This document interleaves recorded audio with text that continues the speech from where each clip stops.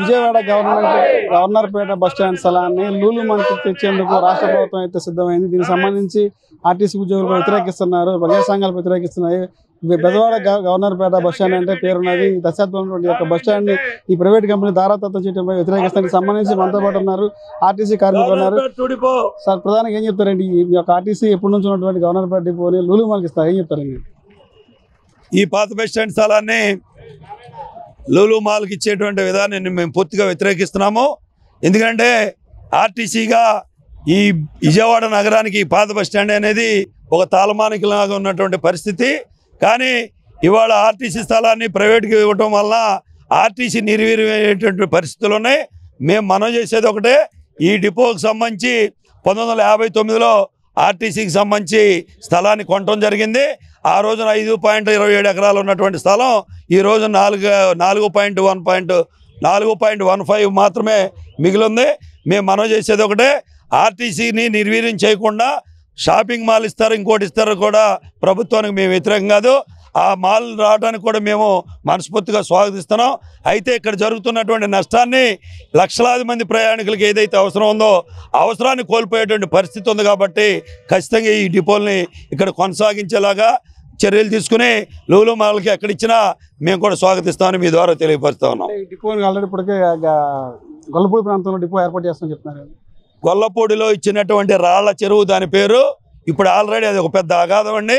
ఆ అగాధాన్ని పూడ్చి ఒక డిపో కట్టేటువంటి పరిస్థితి అయితే మాకు అవకాశం లేదు. పైగా ఆ ఇచ్చినటువంటి స్థలం ఎక్కడా కూడా కనెక్టివిటీ లేనటువంటి హైవేకి కానీ బయటికి రావడానికి కూడా కనెక్టివిటీ ఉన్నటువంటి పరిస్థితి లేదు. కానీ దీన్నే ఎన్నుకున్నారు కాబట్టి అక్కడ ఆ డిపో పెట్టేటువంటి పరిస్థితి ఉండదు, షెడ్యూల్ తిప్పేటువంటి పరిస్థితి కూడా ఉండదు. మేము మనం చేసేది ఒకటే, మాకు దగ్గరగా ఇక్కడేదో ఒక ప్లేస్లో డిపో వరకు అయినా సరే అవకాశం ఇచ్చి మిగతా కట్టుకుంటే మాకేం అభ్యంతరం లేదు. కానీ తరలించడం అనేది మాత్రం పూర్తిగా అన్యాయము. ఇక్కడ కార్మికులు, ప్రయాణికులు, సంస్థ దీని యొక్క వందలాది వేలాది కోట్ల రూపాయల ఆస్తుల్ని దారాగతం చేయడం అనేది మాకు గతంలో కూడా చెప్పాము. మేము జడ్ఎస్టీకి సంబంధించి 28 ఎకరాలు ఇస్తే 28 అడుగులు కూడా ఈ రోజున ప్రభుత్వం లేదు. ఆ రోజున అక్కడ 28 ఎకరాలు కూడా ఆర్టీసీ కార్మికులుగా, ఆర్టీసీ సంస్థగా లక్షలాది రూపాయలు పెట్టి కొనుక్కున్నటువంటి దాన్ని ఏకపక్షంగా ఇవ్వటం అనేది చాలా దుర్మార్గం. దీనికి సంబంధించి కూడా ఇది ఎస్టాబ్లిష్ అవడంలో ప్రతి ఒక్క కార్మికుడు, ప్రతి ఒక్క ఆర్టీసీ అధికారులు అలాగే ప్రయాణికుల యొక్క భాగస్వామ్యం మూలనే ఈ రకమైన అభివృద్ధి తప్పితే ఇవాళ వచ్చిన ప్రభుత్వం, నిన్న వచ్చిన ప్రభుత్వాలు వస్తే అంచెలంచెలుగా ఇది అభివృద్ధి చెందలేదనేది ఖచ్చితంగా గుర్తుంచుకోవాలి. దీంట్లో ఉన్నటువంటి మనోభావాల్ని అలాగే ఇక్కడ పెడితే ఏ రకమైనటువంటి సమస్యలు వస్తాయో మనందరికీ తెలిసిందే. ఆర్టీసీ విజయవాడ నగరానికి సంబంధించి మొత్తం ఇన్ను అవుట్ ఈ ఒక్క రోడ్డు తప్పితే బయటకు వచ్చేటువంటి పరిస్థితి లేదు. అలాగే దీనివల్ల సమాజంలో కూడా చాలా నష్టాలు, చిన్న చిన్న వర్తకులు అలాగే కష్టపడి పనిచేసుకునేటువంటి ముఠా వర్తకులు ఎంతోమందికి జీవనోపాధి కోల్పోయే ప్రమాదం ఉంది. మాకు తెలిసిన సమాచారం ఈ ఒక్క పాత బస్ స్టాండే కాదు, దీనికి ఆనుకున్నటువంటి కొంత స్థలాన్ని కూడా ఇచ్చేటువంటి ప్రయత్నాలు జరుగుతున్నాయి అనేది మాకున్న సమాచారం. అది బయటకు వచ్చినప్పుడు మరి నగర ప్రజలు కానీ నగరం మిగతా వాళ్ళు కూడా మేము మనం చేసేది గౌరవ ముఖ్యమంత్రి గారికి దీంట్లో ఉన్నటువంటి అభ్యర్థనని, ఇబ్బందిని ఖచ్చితంగా తొలగించడానికి మీరు ప్రయత్నం చేయాలని, అలాగే ఈ నగరంలో ఉన్నటువంటి ప్రజాప్రతినిధులు కానీ అలాగే పౌరులు కానీ ఈ సంఘటనకి పూర్తిగా మద్దతు పలికి దీన్ని కాపాడడంలో ప్రతి ఒక్కళ్ళు కూడా భాగస్వామ్యాలని మీ ద్వారా తెలియపరుస్తున్నాను. ఇది 1952లో నుంచి ఈ పాత బస్ స్టాండ్ అనేది ఉందండి.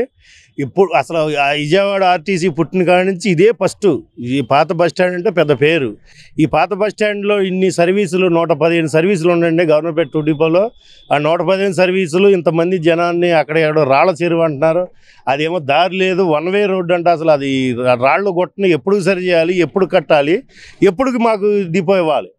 దీని మీద మేము కొద్దిగా గవర్నమెంట్ని మేము వ్యతిరేకం కాదండి. అంతకుముందు కూడా 28 ఎకరాల గన్నవరం స్థలం తీసేసుకున్నారు. దానికి 28 సెంట్లు కూడా ఎక్కడా మాకు చూపించలేదండి. మాకు ఇక్కడ ఎక్కడో చూపించారో అది మీకేనన్నారు, అదేమి మాకేమి ఎలర్ట్ చేయలేదండి. ఇప్పుడు కూడా పాత బస్ స్టాండ్ తీసేస్తే మాకు ఆందోళన ఉన్నాం. ఎక్కడిస్తారు, ఏం చేయాలి? మేము ఇక్కడ అతి దగ్గరలో రైల్వే స్టేషన్కి బస్ స్టాండ్కి దగ్గరలో మా అధికారులు ఎవరు ఫోన్ చేసినా 5 నిమిషాల్లో బస్సు తీసుకెళ్ళి ప్రయాణికులకు అందుబాటులో ఉండగలం. ఇప్పుడు ఇక్కడ అడ్డ రోడ్డు కాడి నుంచి రావాలన్నా అంత దూరం నుంచి బస్సులు అయితే అవైలబుల్గా లేవు. రావాలంటే అక్కడి నుంచి 15 కిలోమీటర్లు రావాలి ఇక్కడికి. ఇక్కడైతే రైల్వే స్టేషన్ ఫోన్ చేస్తే మొన్న సంక్రాంతి పండుగ స్పెషల్లో 3 బస్సులు జనం ఉన్నారంటే తీసుకెళ్ళి మన ఈ ఊరు తీసుకెళ్ళి వైజాగ్ ట్రైన్ ఏదో ఇబ్బంది వస్తే 3 బస్సులు జనం ఎమ్మట పెట్టి 5 నిమిషాల్లో బస్సులు అరేంజ్ చేసాం. ఇక్కడి నుంచి అక్కడికి వెళ్ళిపోతే బస్సులు ఎట్టంత ప్రయాణాలకి మాకు దూరం వ్యత్యాసం పెరిగిపోతుంది. దాని గురించి ఏమి లేకుండా గవర్నమెంట్ ఏదో మీరు వెళ్ళిపోవాల్సిందే, ఈ స్థలం ఖాళీ చేయాల్సింది, వాళ్ళకి ఇచ్చామని మమ్మల్ని కలెక్టర్ గారు వచ్చి ఎన్ని కొలతలు వేసుకెళ్ళారండి. మేము చెప్పాల్సింది మేము చెప్పాము, అధికారులకి మేము ఇచ్చుకుని మేము యూనియన్ తరపున మేము ఇచ్చాం. కాబట్టి మా యందు దయ చూపించాలని సీఎం గారిని కోరుతున్నాం.